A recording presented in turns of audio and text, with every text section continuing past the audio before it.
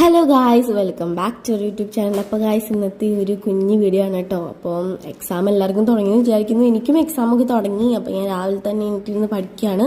പിന്നെ എനിക്ക് വയ്യായിരുന്നു, പനിയൊക്കെ ആയിരുന്നു. ഞാൻ ഷോർട്ട് വീഡിയോ ഇട്ടിട്ടുണ്ടായിരുന്നു. എനിക്ക് പനി പിടിച്ചിരിക്കുന്നു. അപ്പോൾ എക്സാമിൻ്റെ തലേദിവസമാണ് എനിക്ക് പനി പിടിച്ച് ഡോക്ടറെ അടുത്ത് പോയത്.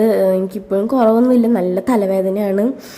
ഞാൻ ബുക്കൊന്നും തുറന്നിട്ടില്ല. എക്സാമിൻ്റെ ആ ഒരു ദിവസം രാവിലെ എണീറ്റിട്ട് ഇരുന്ന് പഠിക്കണം. എനിക്ക് ഫസ്റ്റ് എക്സാം വരുന്നത് മലയാളമാണ്. അതുകൊണ്ട് പിന്നെ വലിയ കുഴപ്പമുണ്ടായിരുന്നില്ല. അങ്ങനെ ഞാൻ ഇരുന്ന് പഠിപ്പായിരുന്നു. പിന്നെ രാവിലെ ആയി കഴിഞ്ഞാൽ നമ്മുടെ കുട്ടിപ്പട്ടാളങ്ങളൊക്കെ പുറത്തിറങ്ങും. പിന്നെ ഇങ്ങനെ പുറത്തൊന്നും നിൽക്കലും ഇരിക്കലൊക്കെയാണ്. പിന്നെ നമ്മുടെ ആമയൊക്കെ ഇങ്ങനെ പിഞ്ഞാണത്തിൽ ഇങ്ങനെ കുറച്ച് വറ്റിട്ട് കൊടുത്തു കഴിഞ്ഞാൽ അതിങ്ങനെ കൊത്തിപ്പറക്കി നടന്നോളും. അവൾക്ക് എന്തിട്ട് കൊടുത്താലും അവളിങ്ങനെ കഴിച്ച് നടന്നോളും.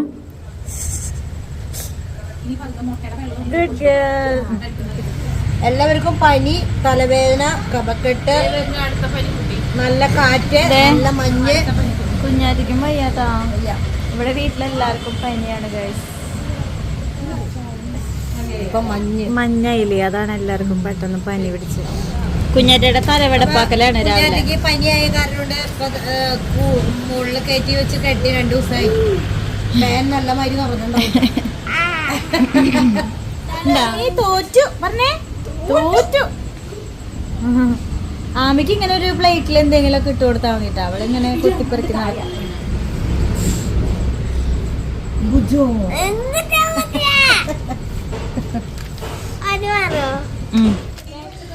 വേറൊരു പനിക്കാരൻ ഇവിടെ ഉണ്ടായിരുന്നല്ലോ,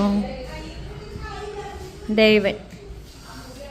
എന്താ അച്ഛന് വയ്യ വയ്യ ഗൈസ്. ഈ മാളുമാണ് ഇവിടെ എല്ലാവർക്കും പനി കൊടുത്തത്. പനിക്കണമെന്നില്ല, എനിക്ക് തലവേദനയായിരുന്നു പ്രശ്നം. ഇപ്പം അങ്ങനെ തലവേദനയില്ല. ഞാൻ പഠിക്കുകയാണ് ഗൈസ്. ഉച്ചയ്ക്കാണ് എക്സാം. അപ്പം പഠിച്ചു കഴിഞ്ഞിട്ടില്ല, ഞാൻ പോയി പഠിക്കട്ടെ. ഇന്ന് മലയാളമാണ് എക്സാം. ഞാൻ കേക്ക് കഴിക്കാൻ വേണ്ടി വന്നതാണ്. മരുന്ന് കഴിച്ചല്ലേ പഠിച്ചോന്നാ പോയിട്ട്. എക്സാമിൻ്റെ വിശേഷങ്ങളൊക്കെ ഇട്ടോ എല്ലാ ദിവസവും വീഡിയോക്കെ ഇടാൻ പറഞ്ഞിരുന്നു. അപ്പം ഞാൻ ഇടാൻ ശ്രമിക്കാം ഗൈസ്. എക്സാം ഒക്കെ ആണല്ലോ. ഞാൻ അതിൻ്റെ ഇടയിൽ ഇങ്ങനെ ലോങ് വീഡിയോ ഒക്കെ ഇടാൻ ഞാൻ നോക്കാം. അപ്പം ഞാൻ എന്തായാലും ഇപ്പം ഇന്ന് പഠിക്കാനുള്ള ഉച്ചയ്ക്കാണുള്ള എക്സാം. ഇപ്പം ഉച്ച എന്ന് പറഞ്ഞു കഴിഞ്ഞാൽ ഇപ്പം സമയം 8-9 മണിയായി. അപ്പം ഇനി വേഗമാവും. സമയം പെട്ടെന്നാണ് പോകുന്നത് ഗൈസ്. അപ്പം ഞാൻ വേഗം എക്സാമിനൊക്കെ ക്രിസ്മസ് എക്സാമിനൊക്കെ നന്നായി ഉഷാറായിട്ട് പഠിച്ച എക്സാമിൽ വിചാരിച്ചായിരുന്നു. അപ്പോൾ തീരെ വയ്യാണ്ടായി. ഞാൻ മലയാളമൊക്കെ ആയിരുന്നു. മീൻസ് മലയാളം എന്ന് പറഞ്ഞു കഴിഞ്ഞാൽ എക്സാമിന് 2 ദിവസം മുമ്പൊക്കെ പഠിക്കായിരുന്നിട്ട്. അപ്പോൾ തീരേണ്ടതാണ്. പക്ഷേ എനിക്ക് പഠിക്കാൻ പറ്റിയിട്ടില്ല. മര്യാദയ്ക്ക് തലവേദന എടുത്തിട്ട് ഞാൻ അപ്പോൾ ഇന്ന് രാവിലെയാണ് ഞാൻ മര്യാദയ്ക്ക് പഠിക്കുന്നത് തന്നെ. അതുകൊണ്ട് എന്താ ഗൈസ്, സംഭവം വായിച്ചിട്ട് പോയാൽ മതി. പിന്നെ നോട്ട് അങ്ങനെ എഴുതി തന്നിട്ടില്ല. പിന്നെ വല്ല ലൈബ്രറിൻ്റെയൊക്കെ വേണം. അതാണെങ്കിൽ എൻ്റെ കയ്യിൽ ഇല്ല. അപ്പം പിന്നെ അതൊക്കെ വാങ്ങിക്കണം. ഇനി പബ്ലിക് എക്സാം ആകുമ്പോഴത്തേക്ക് അതൊക്കെ വാങ്ങി സെറ്റാക്കണം. എന്നാലും വായിച്ചു പോവുകയാണെങ്കിൽ ചില വാക്കുകൾ നമ്മൾ ഉള്ളിൽ വെക്കണമല്ലോ.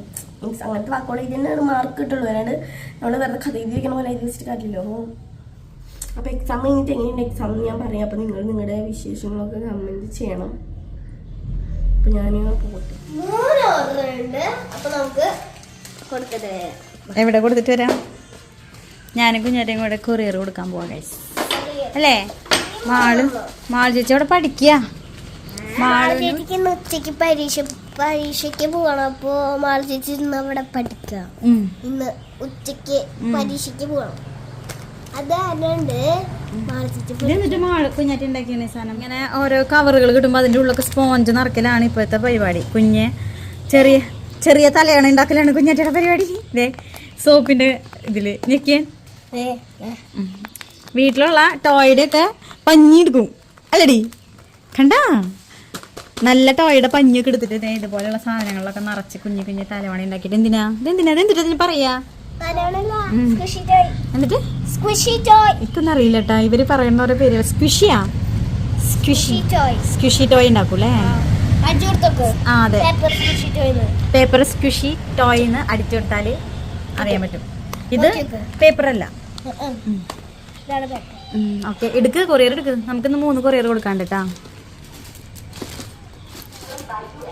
DTDCയിലാണ് നമ്മൾ കൊടുക്കാറ്. പിന്നെ നമ്മുടെ വെല്ലച്ചൻ വന്നിട്ടുണ്ടായിരുന്നു ജോലി കഴിഞ്ഞ്. വെല്ലച്ചൻ ഇനി തിരിച്ച് ഗൾഫിലേക്ക് പോകുന്നില്ല കേട്ടോ, ഇവിടെ തന്നെ നിൽക്കാണ്.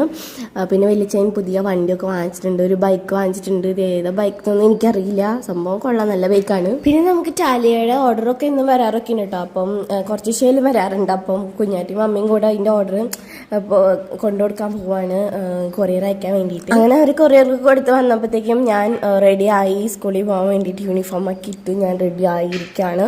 ഇനി എനിക്ക് ഗുളികയൊക്കെ കഴിക്കണം.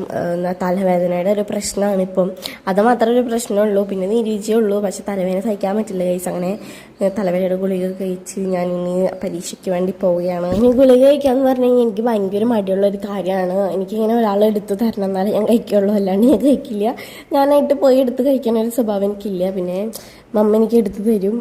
നിങ്ങൾക്കുണ്ടോ ഇങ്ങനെ കഴിക്കാൻ മടിയൊക്കെ? അങ്ങനെ പതിവ് പോലെ ഞാൻ കർത്താവിനോട് പ്രാർത്ഥിക്കുകയാണ്, പഠിച്ചത് മാത്രം വരണമെന്ന് പ്രാർത്ഥിച്ചിട്ട് ഞാൻ എല്ലാവരോടും ടാറ്റ ബൈ ബൈ പറയാൻ വേണ്ടി പോയി. അച്ഛനും അൽഫിക്ക് എടുത്ത് പോയപ്പോൾ അവർ ഭയങ്കര ബിസിയാണ്, ഗെയിം കളിച്ചോണ്ടിരിക്കുകയാണ് ഗൈസ്.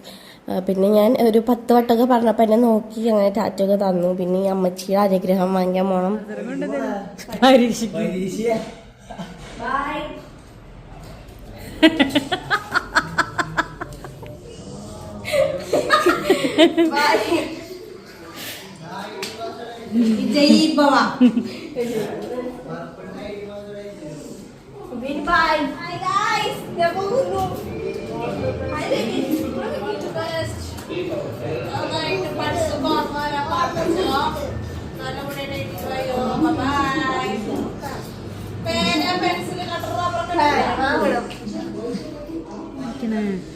എക്സാം സൂപ്പറായിരുന്നു, പക്ഷെ ഞാനധികം ഇരിക്കുക. എന്ത് കുറച്ച് ക്വസ്റ്റ്യൻസ് ഒക്കെ വിട്ടു.